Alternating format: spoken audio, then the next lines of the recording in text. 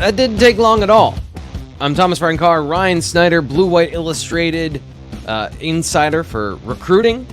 Penn State loses a running back last week, and they already got one back. Ryan, welcome to our latest breaking news video about a Penn State commit. So tell us who filled the spot that vacated by Alan Henderson earlier this week. Yeah, Alvin decommitted Friday officially. That was kind of in the works, I think, for a day or two. But it took him 36 hours or so to fill his spot. Jabree Wallace-Coleman, of course, who we're talking about, committed Saturday night at like 9:45. That's not something we always see. Usually guys, while they're on their visits, they'll announce the next day. But excuse me, he wanted to get it out there and announced late Saturday night. Have him at 6 foot, 210. Of course, from Philadelphia at Imhotep Charter. I think fans are pretty familiar with Jabree. He hasn't been a guy that really has opened up about his recruitment a whole lot, or really, honestly, took a whole lot of visits either. I mean, he kind of laid low for a good chunk of his recruitment. But Penn State offered, what was it, December 2021, I believe. So it was right after his freshman year. They were on him pretty early. Terry Smith oversaw recruiting in Philadelphia around that time. And of course, Deion Barnes has kind of taken over the area. And obviously, Jaywan Slater is going to have a big hand in this recruitment as well. Visited 3-4 times, I believe. Yeah, 3 times, I think it was, leading up to this weekend's official visit. Committed to Georgia over a year ago. What was it? I think summer 2022. Stayed committed for about a year and a half. Decommitted then in December. And really outside of that, I mean, it's been pretty quiet. We knew Penn State was in the mix. He took an official visit to North Carolina earlier this month. I don't know, about 10, 11 days ago. But that was really it. We know Michigan State had a little bit of interest going down the stretch. I think they wanted him to take an official visit. Don't believe he ever did. So this kind of came down to Penn State, North Carolina. And, once he decommitted and really Penn State was always on him. Once he decommitted, it felt like, okay, there's a real chance he'll end up in this class. Of course, then they have 3 running backs committed, and then we're, kind of unsure where that's going to go. The one thing I'll add is just Henderson decommitting when he did, I think, was a boost for Penn State, because say that recruitment drags out another week or two, or that commitment, drags out another week or two. It would have put Penn State in a pretty tough spot this weekend, because you got to just kind of have to walk that line, right? Like, obviously they really want Jabree, but we got to figure some things out before we can absolutely add you to the class. So I think just the timing of that was massive, and it played a big role in Penn State getting this commitment as quickly as they did, because they were able to go 100% all out, make it very clear that they really want Jabree part of this class, which I still think there was a real chance he would have ended up in this class, because they they knew Alvin and wasn't quite sold. So but it worked out well timing wise, and I think Penn State's pretty happy with the way it worked out. So this is just an interesting running back class in general when you look at what all the things you just talked about, from players committing out of the blue early to some decommitments to guys flirting with other schools throughout this process, not just Alvin Henderson, but also Keandre Barker. And then you add in a guy who one time Georgia commit, now a Imhotep player in the class of 2025. How's Penn State doing in Philadelphia? I know, just quickly looking beyond Jabree Wallace-Coleman, but you mentioned Deion Barnes trying to establish a presence in Philadelphia, which I know has been a struggle for Penn State to consistently have ties into the area and getting the best athletes from that particular part of Pennsylvania come to Penn State consistently. So how do you feel about that particular part of the situation with the 6th overall player in the state, according to the On3 industry rankings?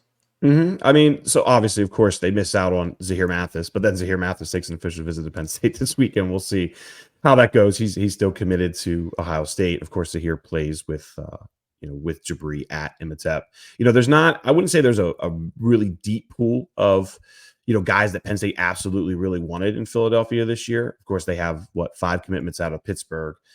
So I think that they kind of looked at that as the stronger part of the state this year. But I think the St. Joseph's Prep guys are kind of, what all happened there is kind of well documented, right? I mean, Cam Smith had interest, I think, in committing to Penn State. Penn State wasn't quite ready to take him.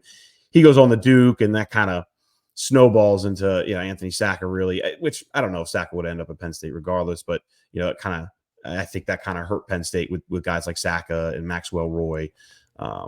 we'll see where things go. But I mean, it depends on what all do you consider the Philadelphia area too? Because Right. if you're looking at the eastern half of the state, of course, Michael Carroll goes on to commit to Alabama. But there's really not a ton of guys, outside of the ones I've already kind of mentioned that Penn State was really all out pushing for. I mean, Khalil Stewart's another player that they had interest in, but I don't think they were ready to take his commitment when Khalil was showing interest in that. He just decommitted from Maryland a couple of days ago. So I think Penn State's would love to get Zahir Mathis on board.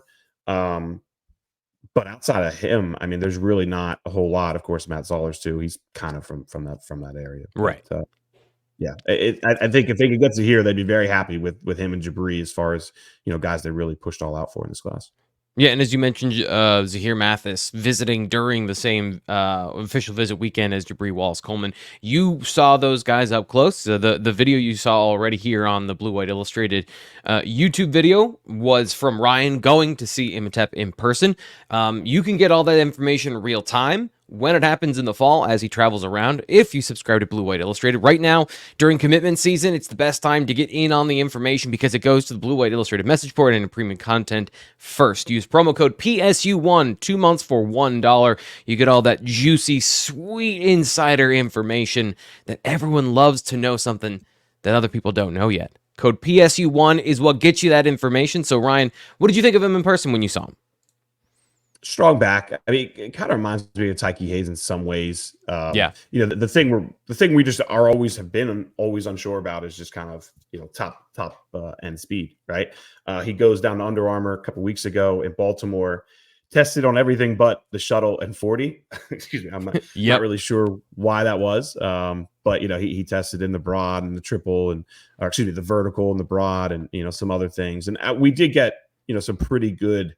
A better feel for how explosive he could be. He didn't have quite a 10-foot broad jump, but it was mid nines, which is good. And I think he had around a 31, 32-inch vertical. So there are some explosive numbers there that I think are encouraging. But what he actually runs as a 40 or 100-meter time, all that kind of stuff, it's hard to say. I mean, I don't look at him as a burner, but I look at him as a guy with great vision. That's a great move right there. If you're watching all the highlights here. And just again, kind of reminds me a lot of Tyke Hayes in quite a few ways. So I find it interesting that like Jabree has been the bellwether for Imhotep for 3 years now.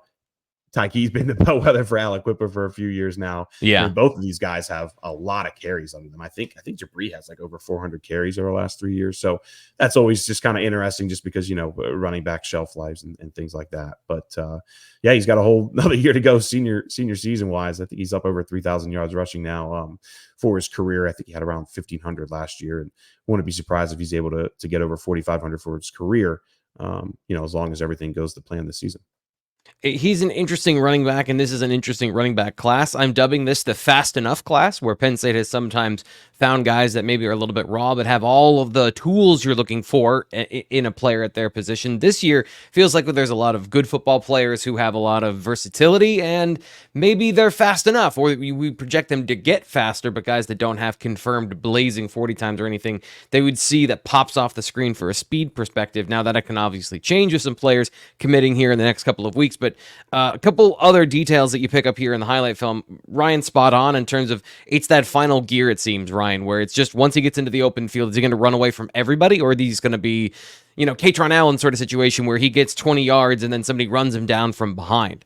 He's hard to tackle. It's not just that he's a big, strong back at 210, like you mentioned, but also really elusive, good in the open field, catches the ball pretty well, follows his blocks. That's the thing I like the most is you look at some of these guys that come in and they're athletes. He can run inside. He can run outside. He's got good vision, patience. And then when he needs to make a move, as you can see on this punt return that we showed already, this is a guy who makes people miss in a bunch of different ways. So that's what I like that to see that, Ryan, when you've got somebody who isn't just running kids over that are half his size, or juking people to the ground and they're falling over because they aren't athletically able to stay with him. He does both, which means you feel like there's a translatable skill set that's a little more well-rounded.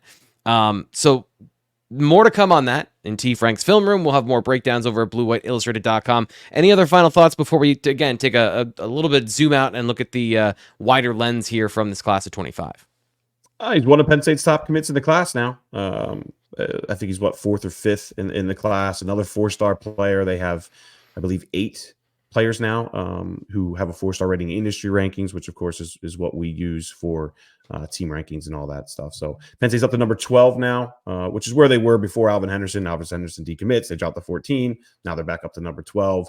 That's with the way our rankings work too. I think it's a good indication that they should be able to finish top 15 or so. It'll really kind of depend on how many 4-stars they can kind of add here down the stretch. But of those 8 4-stars too, 6 of them are on defense, so they need some talented guys to kind of pad out on offense. And all eyes really kind of turn to wide receiver, I think, for that. Yep. With Lex Cyrus and Exeter and some other guys we've been watching for a while now.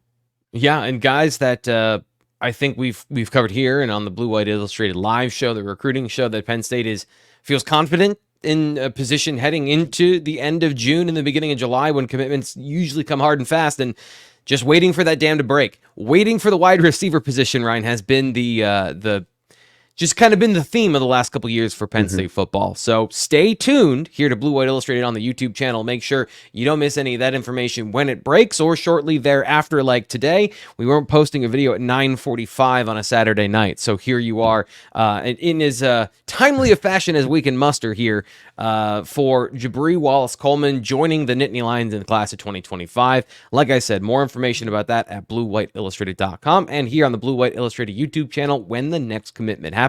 Stay tuned for that.